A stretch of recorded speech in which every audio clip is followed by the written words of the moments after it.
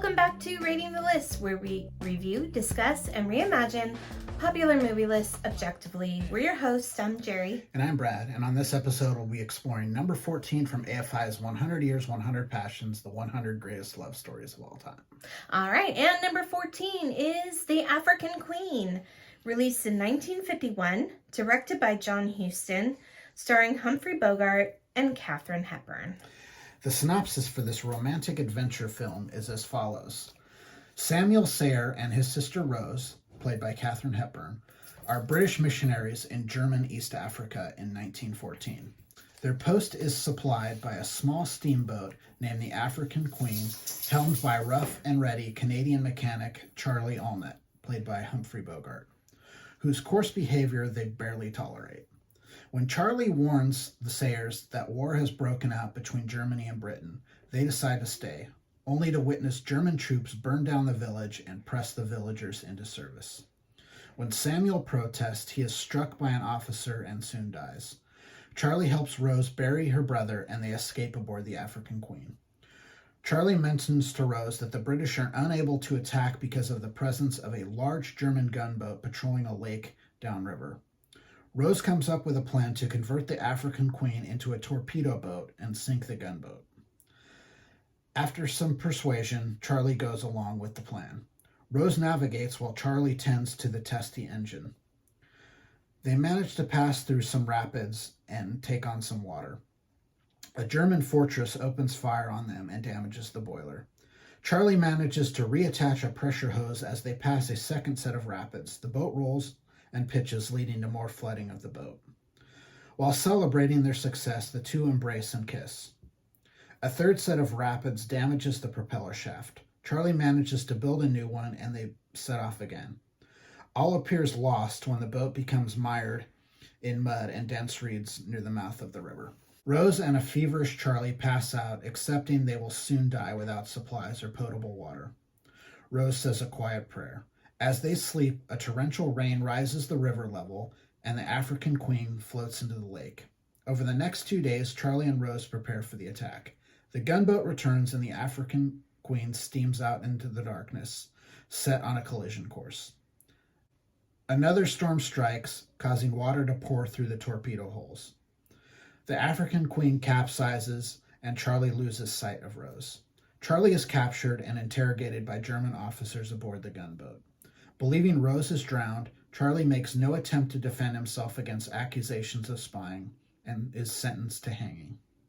Rose is brought aboard after Charlie's sentence has been handed down. The captain questions her and she proudly confesses their plot to sink the gunboat, believing they have nothing to lose. She is also sentenced to execution for being a spy. Charlie asks the captain to marry them before they are executed, and the captain agrees. After conducting a brief marriage ceremony, the captain is about to carry out the executions when the gunboat is rocked by a series of explosions and capsizes. The gunboat has struck the overturned hull of the African Queen and detonated the torpedoes. The newly married couple is able to escape the sinking gunboat and swim to safety. Okay. This movie is really good. Yeah. Yeah. It's Katharine Hepburn, Humphrey Bogart. I mean, where you can go wrong there. Yeah.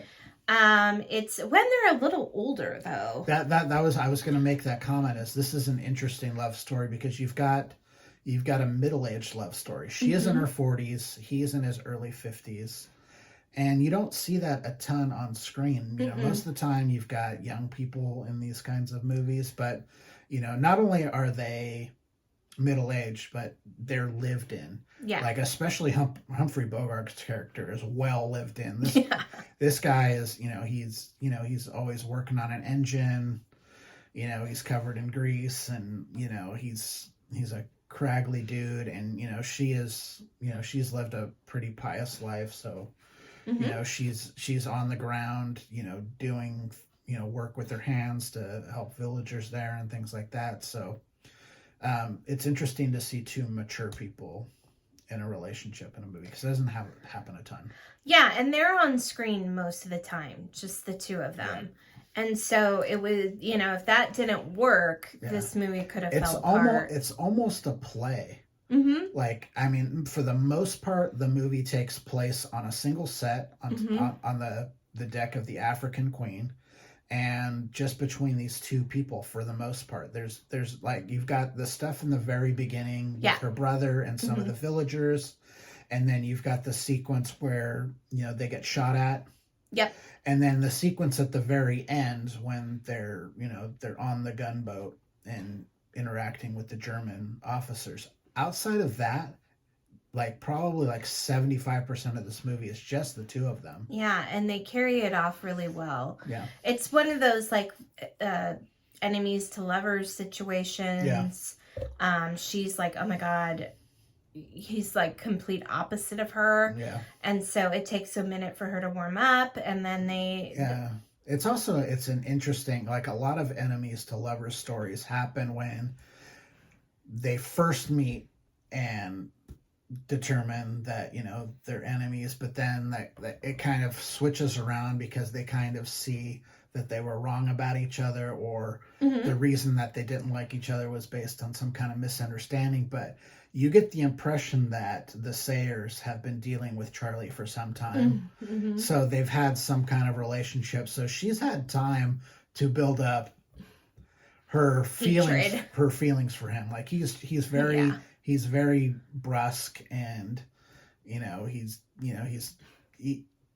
uses a lot of coarse language and stuff like that. So, and she's this pious person, so it's they just well, I don't know that she necessarily rubs him wrong. I don't think I think he I think he like the holier than thou thing a little bit. yeah, and he likes to make fun of her because Yes. she, is so prim and proper, and he makes fun of her a lot because of that. Yeah.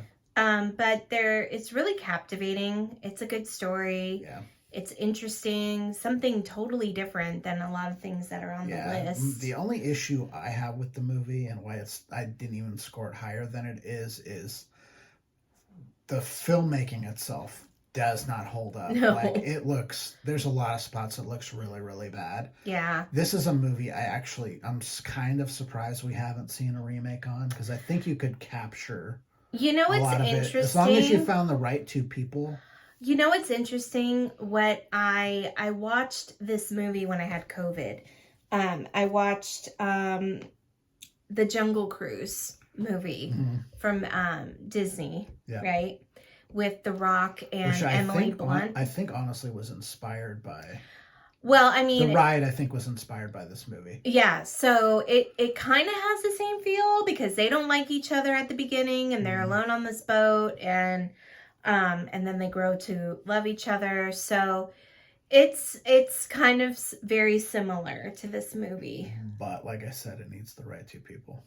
Yeah, they were great. I mean, those are two good actors, but I don't know if the chemistry really. No. And if it's going to focus on a love story, I would think that you would want someone more.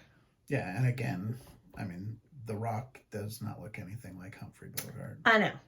No. So they're playing on that part of it. And I think the big thing in African Queen is it's obviously you've already covered that it's enemies to lovers love story, but it's also a man against nature story primarily. Mm-hmm. So there's some man against man stuff. They are trying to stay away from the German officers, but most of the problems that they have are dealing with the river. Mm-hmm.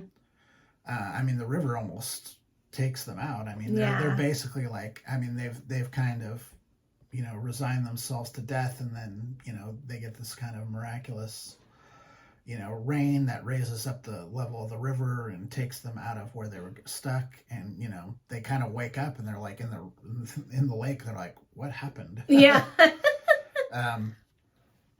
There's a lot of cool stuff in this movie, though. Yeah, I really liked their banter back and forth. Was really good, and it was, like I said, it was a very unique story. Yeah. How do we rate it? I gave this a 67. Jerry gave it a 62, so the list score is 64.5. All right. If you would like to tell us what you thought about the African Queen, please do so in the comments. If you would like to contact us directly, please do so at ratingthelist@gmail.com. But I think that's it for now. Do you have anything else you want to say before we just begin? interestingly, it was another movie from the 50s that we liked. Yeah, so that's good, Trending. right? Interesting. Trending. I mean, most of the movies from the 50s on this list we haven't liked very much. At all. So this is a good one. Yep. You know what I'm kind of surprised isn't on this list now that I think about it, that came out in the 50s? What's that? Funny Face? That is on the list. No, Funny Face is not. Funny Girl is on the list. What's Funny Face? With Audrey Hepburn. I'm kind of surprised that one didn't make the list. And, oh shit, I just lost it. Oh, Rebel Without a Cause. Yeah. Like, Oh. Tell me apart. All right. All right, I'm Jerry. I'm Brad. And we're rating the list. We'll see you next time. Bye. Bye.